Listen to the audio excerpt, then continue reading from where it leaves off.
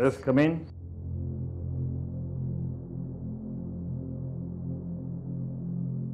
ಏನ್ರಿ ರೂಲ್ಸ್ ಗೊತ್ತಿಲ್ವಾ? ಯೂನಿಫಾರ್ಮ್ ಇಲ್ಲದೆ ಸೀರಿಯಲ್ ಬಂದಿದ್ದೀರಿ? ಸರ್ ಪ್ಲೀಸ್ ನನ್ನ ಹತ್ರ ಇವತ್ತೇನು ಕೇಳಬೇಡಿ. ಯಾಕೆ ಕೇಳಬಾರ್ದು? ನನ್ನ ಮನಸ್ಸು ಸರಿ ಇಲ್ಲ. ಯಾಕೆ? ಏನಾಯಿತು? ಪ್ಲೀಸ್ ಸರ್, ನಾನೀಗ ತುಂಬ ಕಷ್ಟದಲ್ಲಿದ್ದೀನಿ. ನನಗೀಗ ನೀವೇ ದಿಕ್ಕು. ಇದರಲ್ಲಿ ನಾಟಕ ಇಲ್ಲ ತಾನೆ?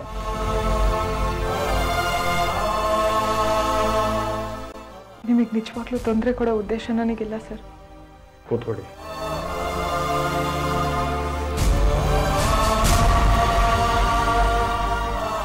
ಏನು ಕಷ್ಟ? ಸರ್, ನನಗೆ ಅರ್ಜೆಂಟಾಗಿ 1 ಲಕ್ಷ ಹಣ ಬೇಕಿತ್ತು.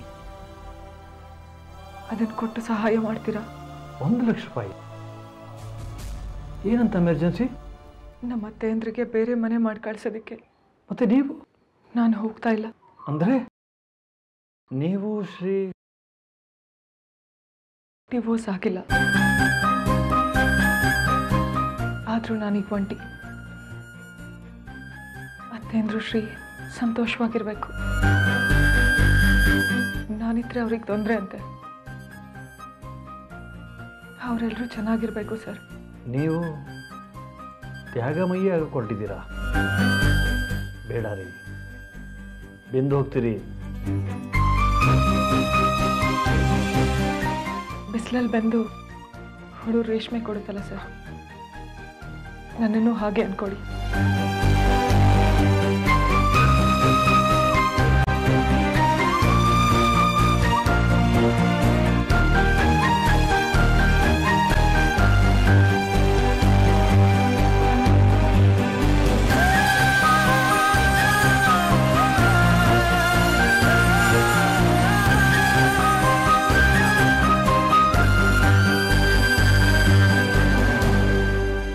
ದುಡ್ಡು ಕೊಟ್ಟಿದ್ದಾನೆ, ಹೇಗೆ ನಡ್ಕೋತಾನೋ ಅಂತ ಹೆದರ್ಕೋಬೇಡಿ.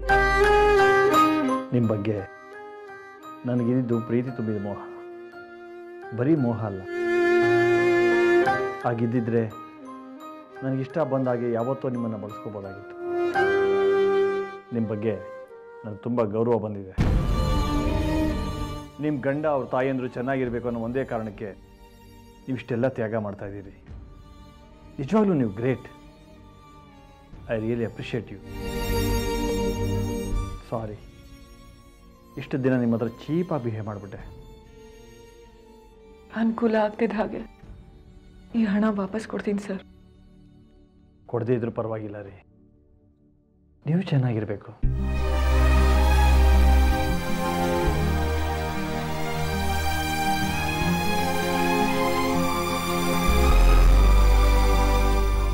ಅತ್ತೆ ಅತ್ತೆ ಅತ್ತೆ ಅತ್ತೆ ಅತ್ತೆ ಅಪ್ಪ, ಎಲ್ಲಿ ಯಾರೂ ಕಾಣಿಸ್ತಿಲ್ಲ. ಮಾತಾಡಿಪ್ಪ, ಯಾಕೆ ಯಾರೂ ಕಾಣಿಸ್ತಿಲ್ಲ?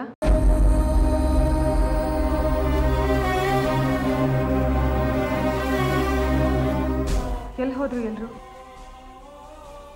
ನೀವ್ಯಾಕೆ ನನ್ನನ್ನು ಹೀಗೆ ನೋಡ್ತಿದ್ದೀರಾ? ನನ್ನ ಮಗಳು ಜಾನ್ವಿ ಅಂದ್ರೆ ಅಮ್ಮನ ಪ್ರತಿರೂಪ. ಕರಳು ತುಂಬಿಕೊಂಡಿರೋ ಹೆಣ್ಣು ಅನ್ಕೊಂಡಿದ್ದೆ, ಆದ್ರೆ ಇಷ್ಟು ವಿಷ ತುಂಬಿಕೊಂಡಿರೋ ಹೆಣ್ಣು ಅನ್ಕೊಂಡಿಲ್ಲ. ನನ್ನಲ್ಲಿ ಏನು ವಿಷಯ ಕಂಡ್ರಿ ನೀವು? ನಿನ್ನ ವರ್ತನೆಯಿಂದ ಈ ಮನೆಯಲ್ಲಿ ಎಂತ ಅನಾಹುತ ಆಗಿದೆ ಅಂತ ಗೊತ್ತಾ ನಿನಗೆ? ಮೊದಲೇ ನನ್ನ ಮನಸ್ಸು ಸರಿ ಇಲ್ಲ. ನೀವು ಒಗಟಾಗಿ ಚುಚ್ಚು ಮಾತಾಡಿ ನನ್ನ ಮನಸ್ಸನ್ನು ಹಾಳು ಮಾಡಬೇಡಿ. ಏನು ವಿಷಯ ಅಂತ ಡೈರೆಕ್ಟಾಗಿ ಹೇಳಿ. ನಿಮ್ಮ ಅತ್ತೆ ಅಂದ್ರು ಅಜ್ಜಿ ಎಲ್ಲ ಮನೆ ಬಿಟ್ಟು ಹೋಗಿದ್ದಾರೆ.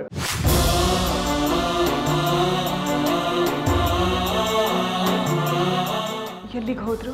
ವಾಪಸ್ ಬರಾಗಿದ್ರೆ ಹೇಳ್ಬಿಟ್ಟು ಹೋಗ್ತಾ ಇದ್ರು. ಆದ್ರೆ ಯಾವತ್ತು ವಾಪಸ್ ಬರಬಾರ್ದು ಅಂತ ನಿರ್ಧಾರ ಮಾಡಿ ಹೋಗಿದ್ದಾರೆ.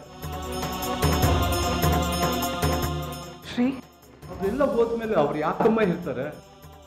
ಸ್ವಲ್ಪ ಹೊತ್ತು ಮುಂಚೆ ಅಜ್ಜಿ ಜೊತೆ ಅವರು ಹೋದ್ರು. ಪಾಪ ಅವ್ರ ಸ್ಥಿತಿ ನೋಡಿದ್ರೆ ಹೊಟ್ಟೆಲಿ ಬೆಂಕಿ ಬಿದ್ದಾಗ ಆಗ್ತಿತ್ತು. ಅವರೆಲ್ಲ ಯಾಕೆ ಬದುಕ್ತವ್ರು? ಅಂತರ್ನ ದಿಕ್ಕಪ್ಪಾಲ್ ಮಾಡಿಬಿಟ್ಟಲ್ಲಮ್ಮ. ಒಳ್ಳೇದಾಗುತ್ತಾ ನಿನಗೆ?